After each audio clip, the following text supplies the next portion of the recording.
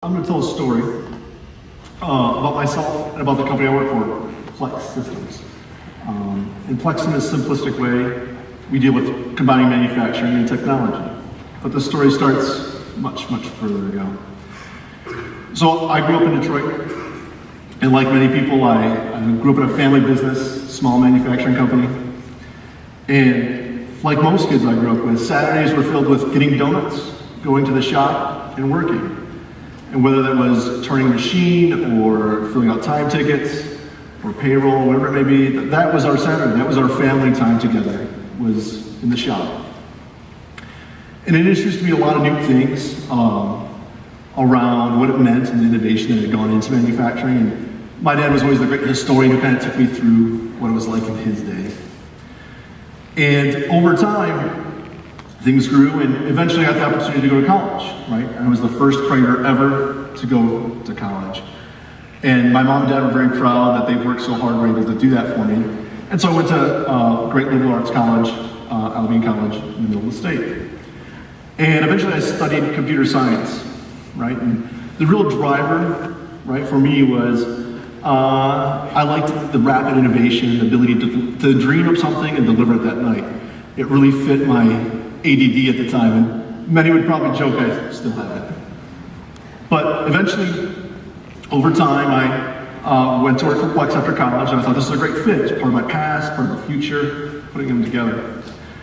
And so I was able to work on some great things that I thought, build some great innovation. And over time, though, I felt like I was missing something. Missing a part of my past, part of my history. And so I went back to the family business. Right? And this time I got to use the stuff I built. And it wasn't that great, but whatever. The part of it that was exciting to me was to have a different set of eyes as I looked out into the plant.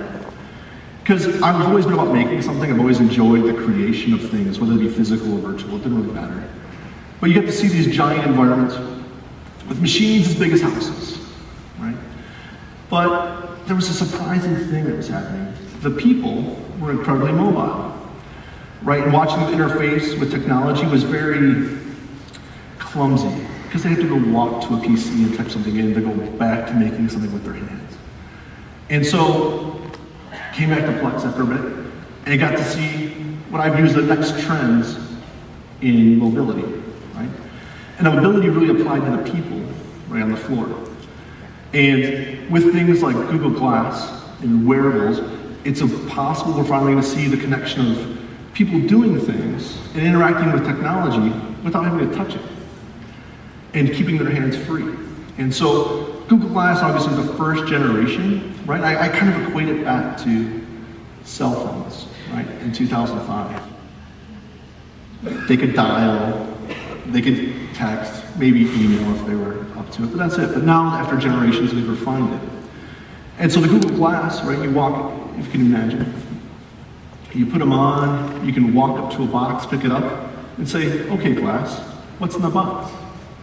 Right, and it'll tell you. And that's fantastic. But I like to look farther forward at what can happen in the future. So there's obviously wonderful applications for Fitbit. You probably can't see mine on here, but I'm counting how many steps I have while I'm on the stage. But I think the next step is around things like a safety vest, right? Manufacturing environments are inherently dangerous. And when I was at the plant, the most dangerous job, or scariest, was driving a forklift, right? You had somebody that you wanted to be fast, right? But not too fast to kill somebody. It was a very scary but real thing. And so imagine we have Susie driving a wonderful 6,000 pound forklift with about 7,000 pounds of steel in the front, cruising around a corner at 35 miles an hour. She has no idea what's in front of her. And unfortunately, her coworker Andrew is there. She can't see him, things don't look good. In a future with wearables, that's it. Imagine now that same scenario, but Andrew has a safety vest. But not just any safety vest, it's just transmitting where he is at. So as Susie comes around the corner, a little heads-up display tells her, Andrew's around the corner. Now Susie has a choice.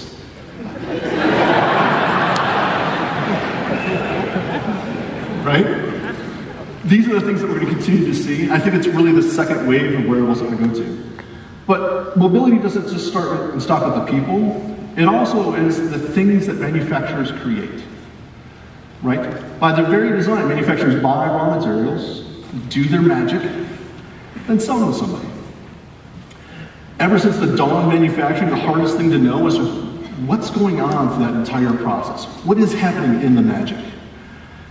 And so, right now we're at a new beginning of Bluetooth-enabled devices. So what's great about Bluetooth is that you don't need anything fancy, right? My phone, I can take it off to come up here, but anything can connect to it, right? They can connect to each other, create a beautiful network of communication. And right now we're just starting to see things released like Tile or Tracker that will relay the location, like I am here, right? Which is a great beginning because you don't have to do anything. You just move the item and it tells us where it's at. But there's a future, right? Imagine these Bluetooth sensors that did more than just tell location. Imagine if they could track what that experience from a humidity standpoint or a temperature or vibration. So back in my manufacturing days, we used to have these great complex parts that we used to send out to get welded. And they were very sensitive to vibration, right? And Michigan roads didn't really help. And so a lot of times the vibration make it so you can weld it. So we get back all these bad parts. Imagine if when we have these devices that on these parts, we'll be able to track how rough the road was and be able to relay back to us and say, hey, this container shook too much. You're not going to want to weld it, right? But that's only the four walls of a manufacturer. The next step is beyond and giving that data up into the consumer, right? Putting these things on cars and sub-assemblies and watching them go out to the field. And then getting data back that we can help tell the consumer what's going on. So a great one would be, gee, this car was exposed to flooding conditions on 9 Mile and 75. Maybe you don't want to drive it because you might start a fire, right? That's the future of that mobility of data, the connectivity of data as it continues down. Right?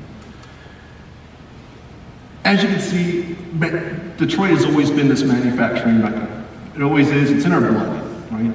Mine, yours, it's just a part of who we are. We're also starting to become the technology, right?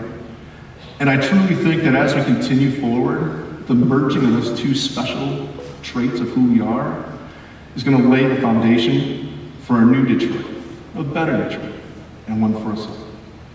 Thank you.